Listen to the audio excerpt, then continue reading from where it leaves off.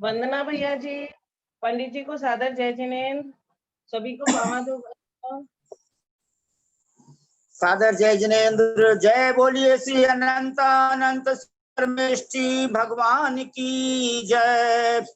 जय श्री ओम नमः सिद्धेभ्य, जय श्री ओम नमः सिद्धेभ्य, जय श्री ओम नमः सिद्धेभ्य। नमो अरहंताणम, नमो सिद्धाणम, नमो आयुर्याणम, नमो उवज्जायाणम, नमो लोये सब साहूणम। सभी भाई बहन विनय पूर्वक हाथ जोड़े, सिर झुकावे। ते ज्ञान सागर गुरु मम प्राण प्यारे, थे पूज्य साधु गण से बुध मुख्य न्यारे।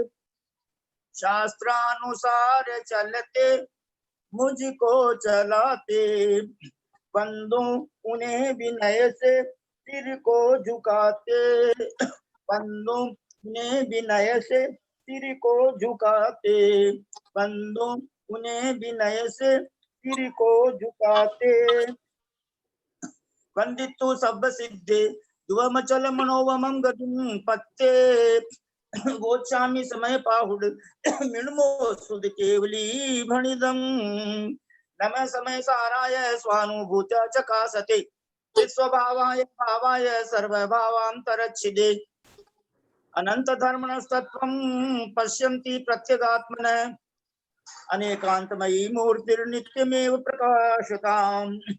वीतरागं दिनं नत्वा ज्ञानानंदैक संपदं, पक्षे समय सारस्य वृत्तिं तात्पर्य संगिकाम्। समय सार अधिकार को हेतु तुल्य उर्धार, हो पाते हैं भव्य जन भवमारिधि से पार। गाथा नंबर 174 एंड 175 दो गाथाएं आदरणीय भैया जी साहब ने अपने को भेजी है। Page number 169। भावो रागादि जुदो जीवेण कदोदु बंद गो होदी, रागादि मुक्को अबंध गो जान गो नवरी। 175। पक्के फलम मी पड़ी दे, पक्के फलम मी पड़ी दे, जैन फलम बज्जदे पुनो बिंटे, जीवस तम भावे पड़ी देण पुनो मुवे ही। दोनों गाथाओं का संक्षेप में अर्थ पढ़ रहे हैं। जीव के द्वारा किया हुआ रागादि युक्त अज्ञान भाव ही नवीन कर्म के बंद होने में कारण होता है, किंतु रागादि से रहित आत्मा का भाव नूतन बंध का कारण नहीं होता, किंतु रागादि से रहित आत्मा का भाव नूतन बंध का कारण नहीं होता, वह तो केवल जानने वाला ही होता है। 13वें गुण स्थान में एक समय का आश्रय या जो भी है, एक समय का बंध जो भी है। 175। जैसे उदाहरण, जैसे वृक्ष या बेल का फल पककर गिर जाने पर वह फिर गुच्छ या बेल से संबंध को प्राप्त नहीं होता, उसी प्रकार ज्ञानी जीव में होने वाला कर्म भाव पककर झड़ जाने पर फिर उदय को प्राप्त नहीं होता है। इस प्रकार बहुत ही संक्षेप में ये जिनागम का अर्थ जो है गुरुदेव आचार्य ज्ञान सागर महाराज ने जो लिखा दोनों गाथाओं का हिंदी में अर्थ, वो हम सब ने पढ़ा और सुना। अब मैं एक बात सोनू बहन जी आपसे निवेदन करना चाहता हूँ कि पूर्णिमा जब भी हो 30 की या 31 की, तो उस दिन जो है अगर भैया जी की आज्ञा हो सभी भाई बहन गुरुदेव के प्रति 2 शब्द बोलना चाहें, खासकर जिन्होंने सिंगिंग की है, जिन्होंने उनके ग्रंथों का अनुवाद किया है, तो उनको समय दिया जाना चाहिए। और भले अगर सुविधा हो तो उस दिन 40 मिनट की जगह 80 मिनट की अपन क्लास कर सकते हैं, यदि सबकी इच्छा हो तो। उसके बाद इस चतुर्दशी के दिन कौन ध्यान कराएंगे, किसका ध्यान कराएंगे, या आप डिसाइड करके मोबाइल में डाल दीजिएगा। तीसरी बात, जिन भाई बहनों ने अभी नहीं गाए हैं तो उनको ज्यादा हड़बड़ और गड़बड़ करने की जरूरत नहीं है, यानी गड़बड़ में काम जो है गड़बड़ी हो जाता है हड़बड़ में। इसलिए 2 दिसंबर 2 दिसंबर 2020 को आचार्य पद दिवस गुरुदेव श्री विद्यासागर महाराज का आचार्य पदारोहण दिवस आएगा। तब तक सोनू जैन जी आपसे विनम्र निवेदन ये है कि जिन भाई बहनों ने अभी नहीं गाए हैं तो अधिक से अधिक 15 नवंबर तक, दिवाली तक तो आ ही जाना चाहिए सबका। और जिन भाई बहनों ने ये पद्यानुवाद गाए हैं उनकी यदि इच्छा हो तो मूल ग्रंथ को self satisfaction for self goodness, अपनी भलाई के लिए आप गाना चाहें तो गाना, ऐसी कोई मतलब बाध्यता नहीं है। जैसे जिन्होंने समय सार गाया वैसे समय सार प्राकृत का गाथा का उच्चारण मधु बहन दुधानी जी ने किया है, उनको बहुत बहुत धन्यवाद है। इसी प्रकार जो मूल ग्रंथ यदि कोई गाना चाहे तो उन्होंने तो स्तुति विद्या के श्लोकों का भी, संस्कृत के श्लोकों का भी जो है उच्चारण किया है। तो जिन्होंने प्रवचन सार, अष्टपाहु, नियम सार, द्वादशानुप्रेक्षा, जिन जिन भाई बहनों ने जो ग्रंथ गाए हैं, रत्नकरण यानी समन्वय स्वामी के, पूज्यपाद स्वामी के, कुंद आचार्य देव के, और भी यदि आप चाहें कि भाई हमारे को जल्दी केवल ज्ञान की प्राप्ति हो तो आप उन मूल गाथाओं को और मूल श्लोक को गाने की कृपा करें, इतना निवेदन है। और अब मैं आदरणीय सोनू बहन जी आपसे विनम्र प्रार्थना करता हूं कि आप इन गाथा नंबर 174 का और 175 का हिंदी पद्यानुवाद बहुत सुंदर सुमधुर स्वरों में गा करके सुनाने की कृपा करें। पंडित जी, जब संस्कृत और प्राकृत का रिक्वेस्ट मैं आपसे, भैया जी से और आंटी से करूंगी कि आप लोग गाइए संस्कृत और प्राकृत, क्योंकि हमारे सिंगर लोग इतने संस्कृत में एक्सपर्ट नहीं है। ज्यों जीव राग करता निज भूल जाता, तो कर्म बंध करता प्रतिकूल जाता। जो राग से मुनि सुधि मन मोड़ लेता, होता अबंध भव बंधन तोड़ देता। आ जा रहा उदय में फल दे तथापि, वो ही पुनः करने ना बंधता कदापि। वो ही पुनः कर्म ना बंधता कदापि। लो वृक्ष से फल पका गिरता वहीं पे, जाके पुनः वह नहीं लगता वहीं पे। बहुत ही सुंदर सुमधुर स्वरों में आपने दर्शन का छंदों को गा करके सुनाया। आपका बहुत बहुत आपको धन्यवाद। सभी भाई बहन हाथ जोड़े, विनय पूर्वक सिर झुकाएं। हम सब हमारे शिक्षा गुरु, हमारे धार्मिक शिक्षा गुरु, हमारे आध्यात्मिक शिक्षा गुरु परम आदरणीय भैया जी ब्रह्मचारी जी महाराज श्रीमान केसी देन साहब से विनम्र प्रार्थना करते हैं, उनको हाथ जोड़कर सादर चरण स्पर्श, सादर पावाडोक, सादर प्रणाम, सादर वंदना निवेदन करके कि आप हमें इन दोनों गाथाओं का भावार्थ और विशेषार्थ समझाने की कृपा करें। सादर वंदना भैया जी, सादर वंदना भैया जी, सादर वंदना भैया जी। प्लीज केसी जैन साहब सीए। ओम नमः सिद्धेभ्यः, ओम नमः सिद्धेभ्यः, ओम नमः सिद्धेभ्यः। वंदितु सव्व सिद्धे ध्रुवमचलं नोवमं गतिं पत्ते, गोच्छामि समय पाहुड मिणमो सुध केवली भणियम्। नमः समय साराय स्वानुभूत्या चकासते, चित् स्वभावाय भावाय सर्वभावांतरच्छिदे। बोले देवादिदेव महावीर भगवान की जय। बोले आचार्य कुंद स्वामी महाराज की जय। बोले आचार्य अमृत चंद्र स्वामी महाराज की जय। बोले आचार्य जयसेन स्वामी महाराज की जय। बोले आचार्य ज्ञान सागर महाराज की जय। बोले आचार्य गुरुवर विद्यासागर महाराज की जय। बोले आचार्य गुरुवर वर्धमान सागर महाराज की जय। सरस्वती नमस्तुभ्यं वरदे कामरूपिणी, विद्यारंभं करिष्यामि सिद्धिर्भवतु मे सदा। बोले द्वादशां जिनवाणी माता की जय। जय बोलिए परम पूज्य मुनिवर 108 श्री अंतरात्मा सागर जी महाराज की जय। परम पूज्य मुनिवर 108 श्री सहिष्णु सागर जी महाराज की जय। परम पूज्य मुनिवर 108 श्री ज्ञानी ध्यानी तपस्वी सिद्धांत वेता भैया वृत्तिशील मुनिवर श्री प्रभव सागर जी महाराज की जय। भारतवर्ष में विराजमान समस्त आचार्य उपाध्याय साधु परमेष्ठी भगवंतों की जय। भारतवर्ष में विराजमान समस्त आर्यका माता जी, इलक जी, चुल्लिका माता जी की जय। समस्त चतुर्विद संघ की जय। भैया जी को सभी बोलिए हाथ जोड़कर सादर वंदना, सादर वंदना, सादर वंदना भैया जी साहब। सबको आशीर्वाद, शुभ आशीर्वाद और पापं क्षयतु, धर्म वृद्धि भवतु, दर्शन विशुद्धि भवतु।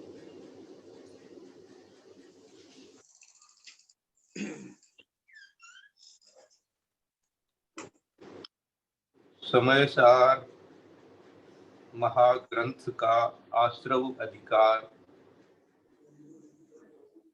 पठन पाठन हो रहा है, चिंतन मनन स्वाध्याय हो रहा है। सभी श्रोतागण सावधानतया उसको सुन रहे हैं।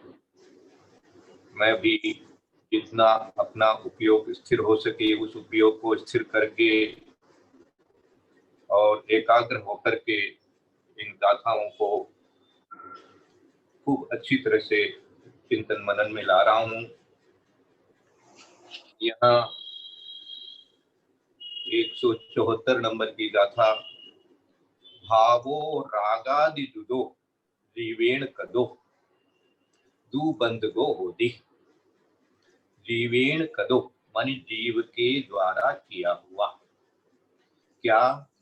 भावो रागादि जुदो, राग से युक्त, रागादि जुदो युक्त, जुदो मानी युक्त, भावो मानी भाव, जीवेण मानी जीव के द्वारा, कदो मानी किया हुआ, तो ये तो बंद गो होदी, वो क्या होगा?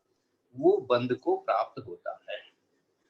कौन से बंद को प्राप्त होता है? तो यहाँ अपन को लगा लेना है कि नवीन कर्मों का बंद करने वाला होता है, क्योंकि बंद तो नवीन ही होता रहता है, बंद कोई पुराना तो होता नहीं है। बंद जो होगा वो तो नया नया ही होगा।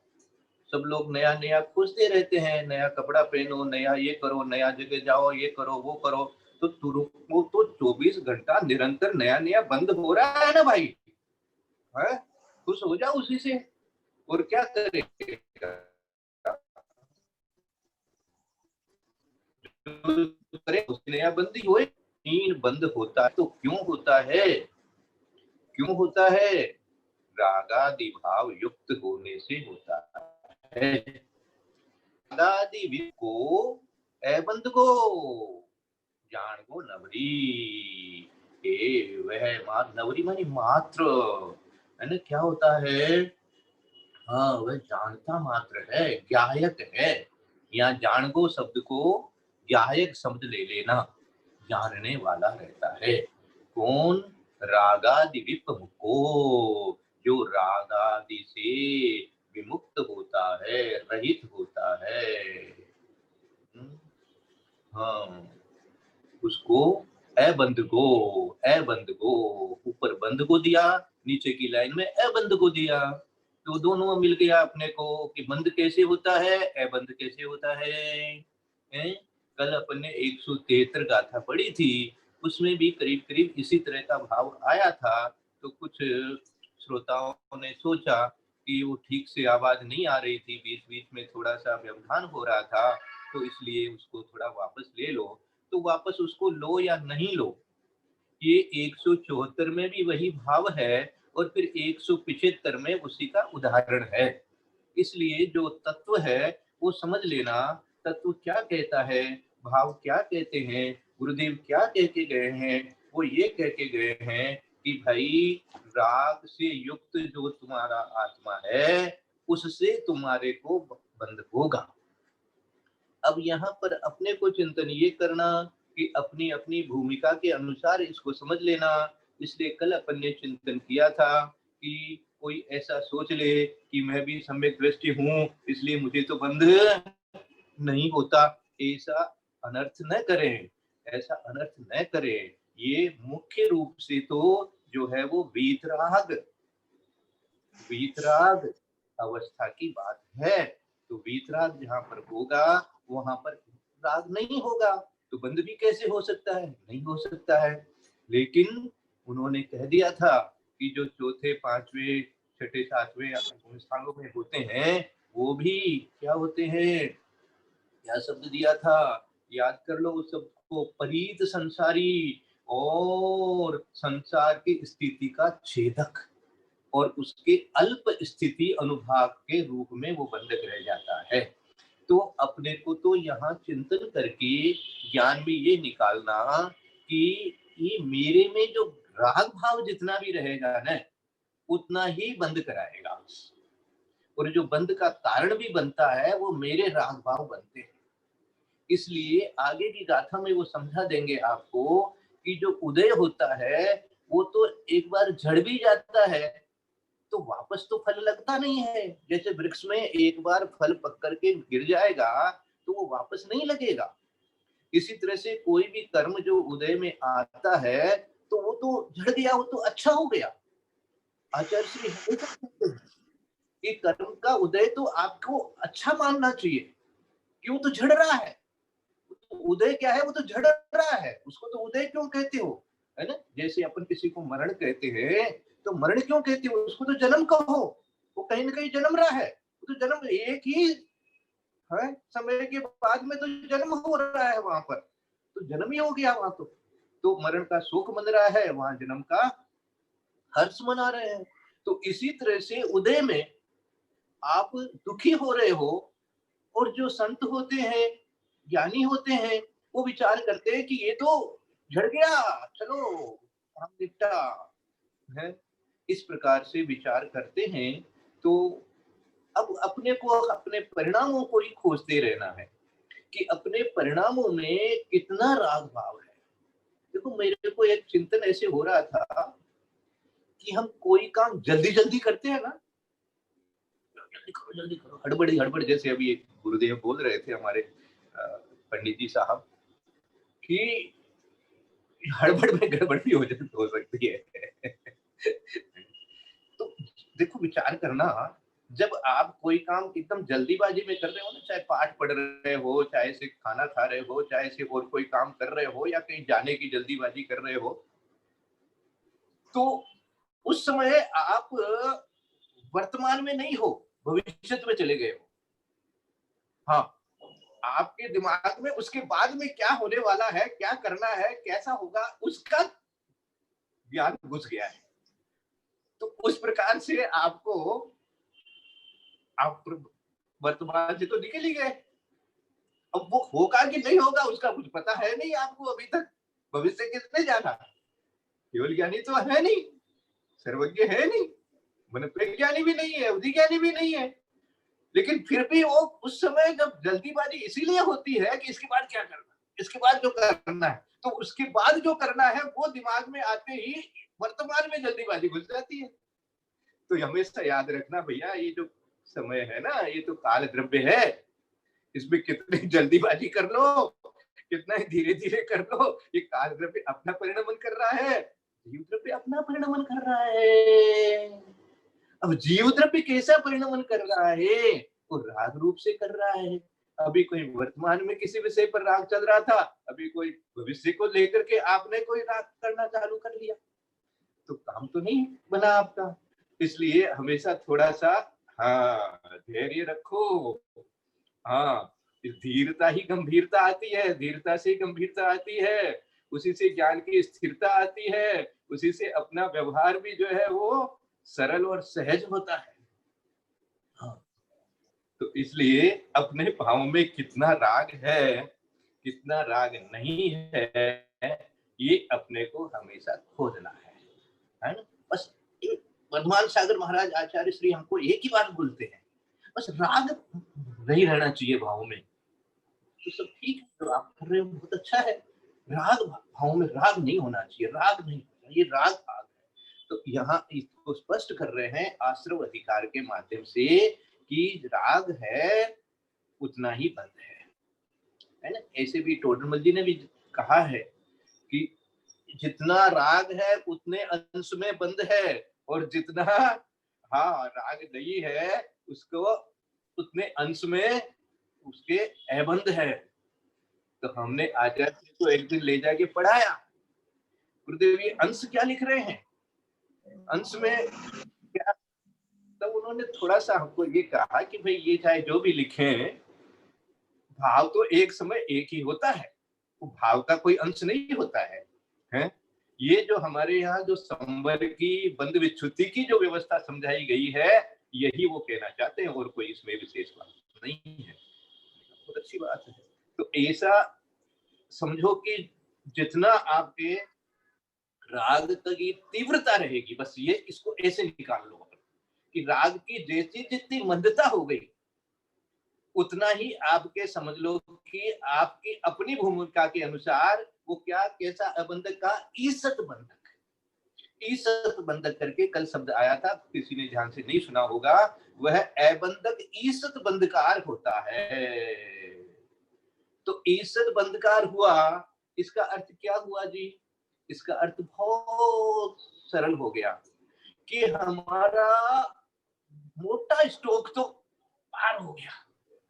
हाँ, जो बहुत बड़ी स्थिति वाला जो कर्म आया था वो तो निकल गया, अब थोड़ी सी स्थिति वाला कर्म जो है अभी थोड़ा थोड़ा आ गया, तो आ गया तो उसको भी अपन जैसे जैसे अपन अपना ध्यान लगाते रहेंगे, सामायिक करते रहेंगे, अपना स्वाध्याय में मन लगाते रहेंगे, तो वो भी अपने आप उदय में करके चला जाएगा, और वो तो पुण्य रूप से रहेगा। इसलिए पुण्य रूप से रहेगा भी तो अपने को तो कोई ना कोई अच्छे साधन ही देगा, इसलिए उसके लिए अपने को कोई ज्यादा चिंता करने की जरूरत है नहीं। ये कल परसों में दीदी ने अपने को एक निर्देश दिया था कि मैं स्वाध्याय करते हूँ या जो भी कोई स्वाध्याय करते हैं मन लगा के करते हैं, उस समय कोई इधर उधर ध्यान नहीं जाता है, कोई कसाय भी नहीं होती है, कोई तरह का विकार भी नहीं होता है, तो क्या ये ध्यान नहीं है क्या? अवश्य है, अवश्य है, ये ध्यान है, ये भी तप है। और वर्तमान काल में इस प्रकार का ध्यान लगाने के लिए ही हाँ मुनियों को भी 4 बार स्वाध्याय कहा है, सामायिक 3 बार, प्रतिक्रमण 2 बार कम से कम, आहार 1 बार, भोजन 1 बार, प्रतिक्रमण 2 बार, सामायिक 3 बार और स्वाध्याय 4 बार।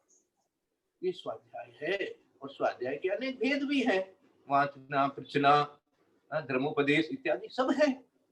तो इसलिए अपने को अनुप्रेक्षा, अब आप जितना पढ़ोगे उतना आपको बार बार याद भी रहेगा, बार बार उसका चिंतन भी चलेगा। तो इसलिए ये तो जो है वो बहुत अच्छा तप है ही है, और तप से निर्जरा हो ही रही है, तो इसलिए अपने को इसमें मन लगाने का ही अभ्यास करना चाहिए। और आपने ठीक ही कहा था कि हम स्थिर होकर के बैठ नहीं पाते हैं, आसन नहीं लगाने पाते हैं शरीर की अवस्था के कारण से, तो कोई बात नहीं, आप क्या कर सकते हो, वो तो कर्म का उदय है, वो आया रहा, आ रहा है, वो जा रहा है, चला जाएगा। अब अपने को तो जितना स्थिर मन को कर सके उतना मन को स्थिर कर लेना, और मन को स्थिर करने के लिए उपयोग को जो अपन को गाथाएं इत्यादि मिली है ओरिजिनल। देखो आज पंडित साहब ने बहुत अच्छी बात कही है कि जो भगवान के साथ साथ ज्ञान करके जिन आचार्यों ने जो गाथा शब्द रूप से बना दी है, जो ज्ञान शब्द रूप से बन गया है, वो गाथा अपने आप में मंत्र हो गया है। हाँ, अब आज देखो जैसे मेरे को लोग पूछते रहते, बोले भक्तामृत स्तोत्र को इतना मंत्र वाला बना दिया गया, वो इसीलिए बना दिया गया कि उनकी तो उस समय की जो वाणी, उस समय के शब्द, उस समय का जो उनका जो भाव उसमें भर गया, वो अपने आप में मंत्र बन जाता है, सूत्र बन जाता है। उमा स्वामी जो भी लिखते चले गए वो सूत्र कहलाता है आज। तो इसी तरह से ये जो हम गाथा वगैरह इनको भी यदि बहुत अच्छे भक्ति भाव से और निर्मल परिणामों से इनको यदि अपन कंठ में आवरण करेंगे, हाँ ये कंठ आवरण कहलाता है भैया। 48वें श्लोक में मानतुंग आचार्य ने लिखा है कि जो इसको कंठ की माला बनाता है, ये आप लोग अपने कंठ की माला बना रहे हो इसको। हाँ, ये बाहर जो फूलों की माला है उसका कोई महत्व नहीं है, और कंठ का जो हीरा मोती पहने हुए उसका भी कोई महत्व नहीं है। ये कंठ में कौन सी माला है, ये आपके कंठ में उसी समय, उस समय देखो कितने आप गदगद है, कितने भाव विभोर है, उसमें कोई तरह का पाप कर्म का बंध तो है ही नहीं, अशुभ कर्म का बंध तो है ही नहीं, ये तो पक्की बात है। क्योंकि यहाँ राग से बंध होता है ये बात अपन जान रहे हैं, लेकिन वास्तव का जो जितना भी मंद राग है, उस मंद राग में अपने को पाप बंध नहीं होगा, अशुभ प्रकृति का बंध नहीं होगा। इसीलिए उन्होंने ईसत बंधक शब्द दिया, अपने लिए प्रयोग किया है। तो इस तरह से अपन जो सम्यक दर्शन के साथ में जो भी हमारे भाव रहते हैं, उन भावों को विचार करते रहो कि उनमें भी कोई भी आरंभ का, परिग्रह का और शील का इत्यादि का कोई भाव नहीं घुसे। हाँ, विकथा इत्यादि का भाव नहीं घुसे। ये सब भावों का एक खेल है भैया। जो ज्यादा हड़बड़ करता है ना, वो अपने भावों की तरफ नजर नहीं रखता है, और जो धैर्य से, शांति से और खूब अच्छी तरह से अपनी सरलता से, सहजता से जो कार्य करता है, तो इसका अर्थ है कि वो बार बार अपने आत्मा की तरफ भी ध्यान देता है, और आत्मा की तरफ ध्यान दे करके आत्मा में कैसा भाव हो रहा है, ये जो जान दो शब्द लिखा है ना इन्होंने, इसीलिए लिखा है कि वो जान, वो गायक होता है, वो उसने उनको जान रहा है, वो अपने भावों को जान रहा है, और अपने भावों में ही राग को और अपने शुद्ध आत्म रूप स्वभाव को भेद रूप से भी पकड़ रहा है, भेद रूप से भी पकड़ रहा है। इसलिए वो गायक हो जाता है, वो उसको ध्येय मान लेता है, इसको उपादेय मान लेता है। इस प्रकार से ज्ञान, सम्यक ज्ञान जो है, ये ध्येय उपादेय करता है, और जो हमारा दर्शन होता है वो अपने को सही समझ बनी हुई है। इसलिए ऐसा ही भाव, वो भावों को निरीक्षण होता है, भावों का निरीक्षण होना ये गायक का काम है। क्योंकि गायक शब्द जो है, इसके दो अर्थ ले लो यहाँ पर। पहला अर्थ तो ये लो कि जो ज्ञान में ही है, वो तो सही अर्थ है, वो तो है ही अर्थ है। और एक गायक अपनी भूमिका के अनुसार जिसको गायक कहेंगे, ज्ञानी कहेंगे, अपनी अपनी भूमिका के अनुसार जिसको कहेंगे, तो क्या कहेंगे कि उसने ज्ञान को अज्ञान से भेद कर रखा है, राग से अपने ज्ञान को भेद कर रखा है, ज्ञान स्वभाव समझ रखा है और राग को विभाव समझ रखा है। इस प्रकार से जो ज्ञान हो जाता है, वो ज्ञान का वो गायक जो है, वो भी यहाँ पर अपने को अपनी भूमिका के अंदर में विचार करना कि मैं इस प्रकार का गायक हूँ, मैं तो गायक मात्र हूँ, इसलिए जानना रह जाना ये तो स्वभाव है। और उसमें क्या करना, हड़बड़ी करना, ये हड़बड़ी करना जो है, ये गड़बड़ी हो रहा है, ये गड़बड़ी हो रही है। ये खाली इतनी एक ग्रंथ पढ़ने की बात में नहीं है, पूजा पाठ करने में ही नहीं, ये आपको हर काम में विचार करने के लिए पता लग जाएगा कि आप कई बार काम बिगड़ भी जाते हैं हड़बड़ी में। इसलिए न तो बहुत ज्यादा आलस करना, न अति उत्साह। इसलिए आचार्य श्री हम लोग बहुत सावधान करते हैं, प्रमाद नहीं होने का मतलब ये नहीं है कि हम अति उत्साहित हो जाएं, अति उत्साहित भी नहीं, अति सर्वत्र वर्जते। इस प्रकार से अपने को गाथा का, जो जीव राग करता निज मुँह भूल जाता, तो कर्म बंद करता प्रतिकूल जाता। जो राग करता है तो नियम से निज को भूल रहा है, जितना राग उतना निज को भूलना, क्योंकि वहां निज नहीं, निज होगा तो गायक हो जाएगा। तो इसलिए गायक, तो जो जीव राग करता निज भूल जाता, तो क्या बनेगा भाई, यही तो साइंस है, यही तो संसार है, यही तो सारा तत्वार्थ है। तो कर्म बंध करता प्रतिकूल जाता, उसी का नाम प्रतिकूलता है और उसी का नाम बंध है। ये बहुत बढ़िया साइंस है, बहुत बड़ा विज्ञान है, बहुत बड़ा जिसको कह सकते हैं कि एक तरह से चिंतन मनन का बहुत अच्छा ध्यान है। इस प्रकार से ध्यान में बताया गया है, कर्मोदय को भी ध्यान में लाना कि किस प्रकार से कर्मों के विपाक से ये सारी चीजें हो रही है, तो किस प्रकार कर्म का बंध हो रहा है, ये भी विचार लाना। तो इस प्रकार से ये आपको कर्म सिद्ध है कि कर्मों शुरू होते हैं हम लोग, वैराग्य बढ़ता है। जो राग से मुनि सुधि मन मोड़ लेता, होता अबंध भव बंधन तोड़ देता। जो राग से मुंह मोड़ लेगा, मन को मोड़ लेगा, ऐसा मुनि जो है वो अबंध भव बंधन तोड़ देता, अबंध हो जाता है और भव बंधन को तोड़ देता है।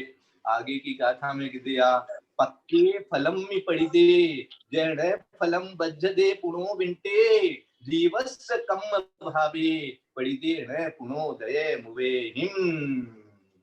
क्या कह दिया? ये कह रहे हैं कि भाई जैसे के हुए फल के गिरने पर वह फल पुनः डंठल में नहीं जुड़ता। विंटे मानी डंठल, विंटे मानी डंठल में नहीं जुड़ता। पक्के फलम्मी, जो पक्का फल है, हाँ वो क्या होगा?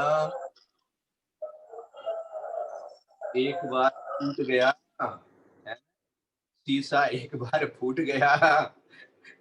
यहाँ पक्के फल की बात कह रहे हैं, क्योंकि कर्म के विपाक का विषय चलेगा, तो इसलिए तो जैसे जय मानी जैसे, और पक्के मानी पके हुए, फले फलम्मी, फलम्मी मानी फले, और पड़ी दे गिरने पर वह फल क्या होगा? न फलम, न फलम बज्जते, न मानी नहीं, नहीं जुड़ता, बज्जते मानी जुड़ जाना, वापिस जुड़ जाना है। जीवस कम भावे पड़ी दे न पुणोदय मुवेही। इसी तरह से जो जीव के भाव उद्गल कर्मों की निर्जरा होने से कम भावे पड़ी दे, उद्गल कर्मों की निर्जरा हो जाती है, पड़ी दे मानी चले गए हैं, तो क्या हो गया? पुनो पुनः, पुनो मानी पुनः, न उदय मुवेदी, वे उदय को प्राप्त नहीं होते। अब कहाँ उदय में आएगा? सत्ता में रहेगा तब तक वो काम करेगा अपना, आगे का कभी भी समय आएगा तब। अब जो सत्ता से ही चला गया, बोझ हो गई, अपने को क्या चाहिए? और यही तो चाहिए था, कर्म काटना ही तो चाहिए था, और कर्म अपने आप उदय में आके चला गया, तो ये तो बिना मेहनत के ही चला गया, बहुत ही अच्छा हो गया। देखो, दो प्रकार से निर्जरा की जाती है, सविपाक और अविपाक। हाँ, तो अविपाक की निर्जरा बहुत सारी हो गई, वो तो और बढ़िया काम हो गया, बिना मेहनत का ही काम हो गया। अब सविपाक तब से और जो कर रहे हैं वो और बढ़िया हो रहा है। तो इस प्रकार से कर्म के उदय में कभी भी रोना नहीं, कर्म के उदय को तो जानना, जान दी, और अपने भावों में भी अपने जो है शुद्ध स्वरूप को जानना, और राग को उससे भिन्न जान लेना। आ जा रहा उदय में फल दे तथापि, वो ही पुनः कर्म ना बंधता कदापि। कदापि माने नेवर, नेवर, वो कभी नहीं बन सकता वापिस। तो देखो कितना बढ़िया काम हो गया। सच्ची बात तो ये है कि अपने को जो ये मनुष्य पर्याय जो अभी इस समय प्राप्त है ना, वो बहुत सारे कर्म हमारे जड़े हुए हैं, बहुत सारे शुभ कर्म जड़े हुए हैं। हाँ, वो है ही नहीं हमारे पास में। वो उदय में आके पहले बहुत अपन लोग को नरक में रह गए, यहाँ रह गए, वहां रह गए, उसके कारण से वो चले गए हैं। अभी तो बहुत थोड़े से कर्म रहे हैं उदय में आने के लिए, इस पर्याय में उनको जाने दो। थोड़े दुख सुख आते रहेंगे यहाँ पर पर्याय में, चलो आने दो। थोड़ा संकट आएगा, थोड़ा सा क्या आएगा, विपरीत परिस्थितियां आएगी, थोड़ा सा गर्मी सर्दी लगेगी, थोड़ा सा बीमारी होएगी, वो चलो आएगी, गया गया गया गया गया गया गया। अब तो ध्यान करो, ध्यान करो, ध्यान करो, ज्ञान करो, ज्ञान करो। इस प्रकार का ज्ञान में जो लीन हो जाता है तो फिर ठीक है, फिर वो सारे संसार से अपने आप ही विरक्त हो जाता है। कह दिया इन्होंने कि आ जा रहा उदय में फल दे तथापि, आके जा रहा है ना,